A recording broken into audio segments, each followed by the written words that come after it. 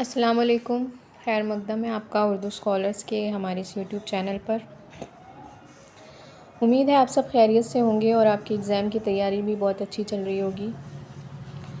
جیسا کہ آپ سب جانتے ہیں، ہمارے اس چینل پر ہم اردو زبان سے متعلق UGC نیٹ کا نصاب کور کرنے کی کوشش کر رہے ہیں، جس سلسلے میں ہماری UGC نیٹ کی 2 یونٹ اردو کی کمپلیٹ ہو چکی ہیں۔ یونٹ نمبر 1 اور یونٹ نمبر 2 کا نصاب آپ پچھلی ویڈیوز میں دیکھ سکتے ہیں۔ اس کے علاوہ یونٹ نمبر 3 کا بھی آغاز ہو چکا ہے۔ یونٹ نمبر 3 غزل پہ مشتمل ہے۔ اس سے متعلق 3 سے 4 ویڈیوز اپلوڈ کی جا چکی ہیں۔ اس میں غزل کا فن اور ارتقاء، اردو غزل کے اہم شاعر، ان کی شاعری، ولی دکنی، میر تقی میر، مرزا غالب اور مومن خاں مومن پہ ویڈیوز بنا کے اپلوڈ کی جا چکی ہیں۔ اگر آپ نے اب تک وہ ویڈیوز نہیں دیکھی ہیں تو فوراً سے ہمارے چینل پہ جائیں اور ویڈیو کے سیکشن میں جا کے وہ ویڈیوز دیکھ سکتے ہیں۔ ان سے انشاءاللہ ضرور آپ کی معلومات میں اضافہ ہوگا۔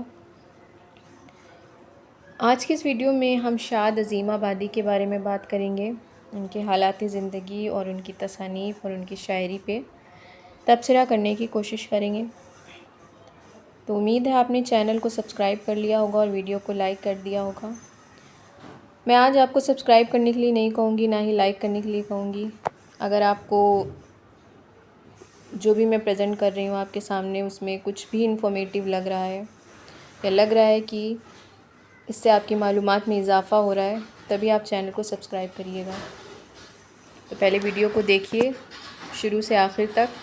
اگر آپ کو لگے کہ ہاں اس میں کچھ فائدے کی چیز ہے، اس میں کچھ انفارمیٹیو چیز ہے، تبھی آپ چینل کو سبسکرائب کریے گا۔ تو شروع کرتے ہیں آج کا اپنا موضوع، شاد عظیم آبادی۔ اہم غزل گو شاعر جو 1846 میں پٹنہ میں پیدا ہوئے اور 1927 میں پٹنہ میں ہی وفات ہوئی۔ پٹنہ کو پہلے عظیم آباد کے نام سے جانا جاتا تھا، اسی لیے شاد اپنے نام کے آگے عظیم آبادی کا اضافہ کیا ہے۔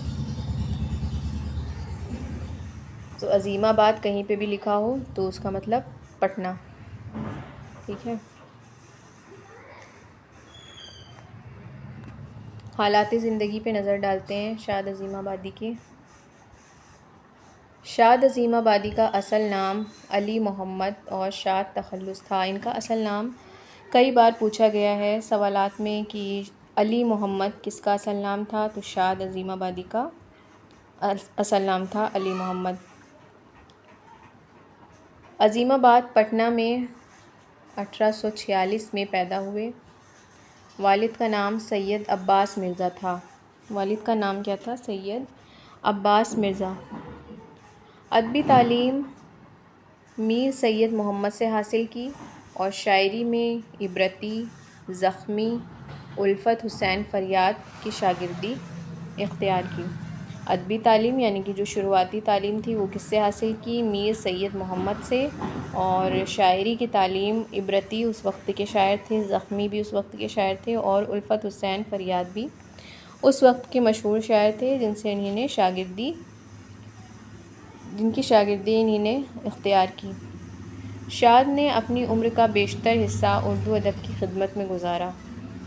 شاد نے کچھ غزلوں پر صفیر بلگرامی سے بھی اصلاح لی۔ صفیر بلگرامی بھی بہت بڑے شاعر تھے، ان سے بھی شاد نے کچھ غزلوں پر اصلاح لی تھی۔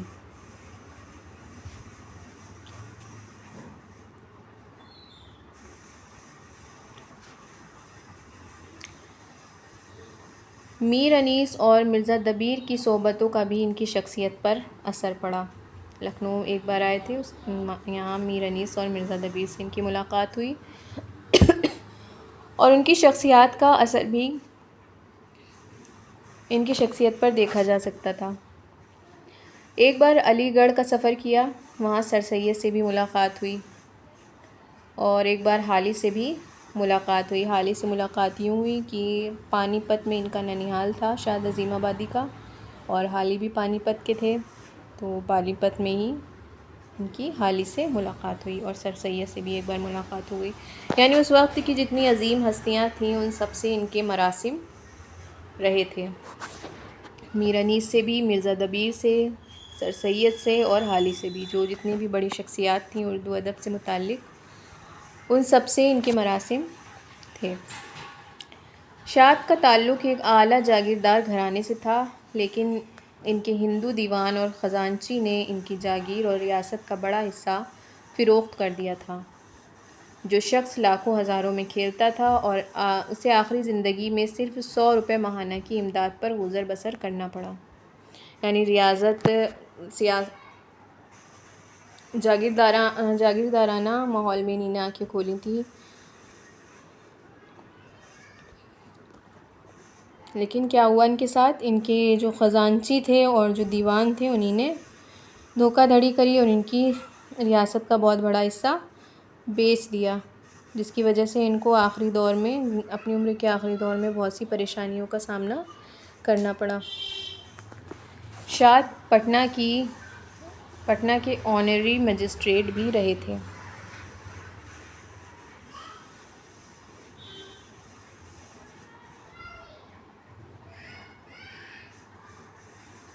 شاد کا دیوان میخانہ الہام کے نام سے شائع ہوا. ان کا کلیات 1975 میں 2 جلدوں میں کلیم الدین احمد نے مرتب کیا. دیوان میخانہ الہام کے نام سے شائع ہوا اور کلیات 2 جلدوں میں کلیم الدین احمد نے 1975 میں مرتب کیا. دیوان، امید ہے دیوان اور کلیات کے بیچ کا فرق آپ کو پتہ ہوگا.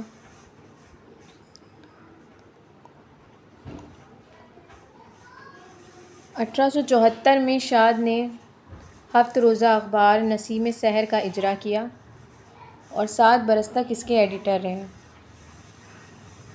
شاد کو دبستان عظیم آباد کی آبرو نور الحسن نقوی نے کہا ہے. یہ بھی پوچھا جاتا ہے دبستان عظیم آباد کی آبرو کسے کہا جاتا ہے؟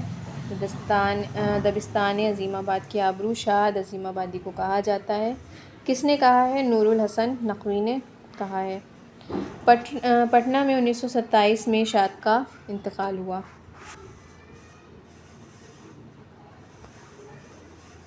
ان کی تصانیف پہ نظر ڈال لیتے ہیں. تصانیف میں میخانہ الہام ان کا دیوان ہے. کلیات شاد 2 جلدوں پر مشتمل ہے. یہ رباعیات شاد عظیم آبادی، یہ شاد کی رباعیات کا مجموعہ ہے. فروغ ہستی یہ مسدس ہے.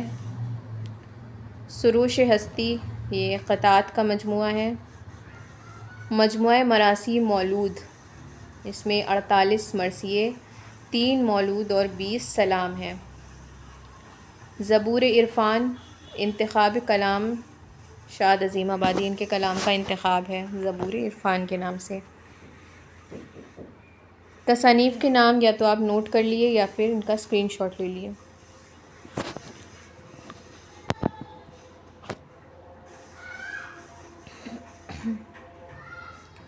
بادہ عرفان غیر مطبوعہ غزلوں کا مجموعہ ہے. کل 8 مثنویاں لکھیں جن میں سے مادر وطن سب سے اہم ہے.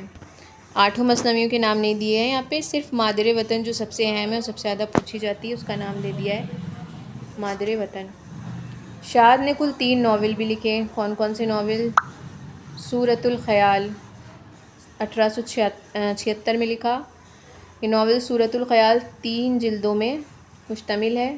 پہلی جلد کا نام ہے صورت الخیال، دوسری جلد کا نام ہے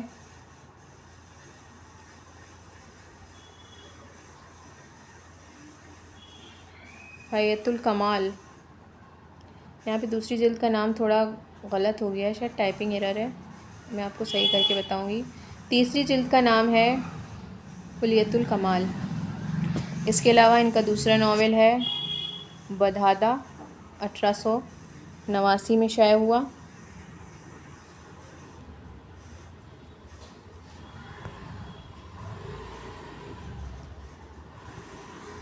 تیسرا ناول ہے افیونی 1990-91 میں شائع ہوا، یہ بھی غیر مطبوعہ ہے. شان ریاست نواب بہادر نواب بہادر ولایت علی خان کی سوانح عمری ہے۔ شاد کی کہانی شاد کی زبانی ان کی خود نوشت ہے۔ اس کے علاوہ ان کی تصانیف میں کشکول، مردم دیدہ، رسالہ یومیہ، جیات فریاد، نغمہ الہام ان کی تصانیف ہیں۔ یہ میرے خیال میں حیات فریاد ہوگا، ٹائپنگ ایرر ہو جاتی ہے۔